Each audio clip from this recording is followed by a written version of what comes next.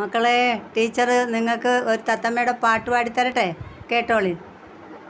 അത്തിൽ പൊത്തിൽ തത്തമ്മ കിളി മുട്ടകളിട്ടു 10 കുഞ്ഞിക്കാലുകൾ കാണാനായി കാത്തു കഴിഞ്ഞു കിളിയമ്മ. അത്തമ്പത്തിന് മുട്ടകൾ 10 പൊട്ടി വിരിഞ്ഞു തെയ്യത്തോം. 1 2 3 4 5 പെൺകിളികൾ. 6 7 8 9 10 പകുതിയും ആൺകിളികൾ. ലാലല ലാലല ലാലല ലാലല ലാലല ലാലല ലാലല ലാലല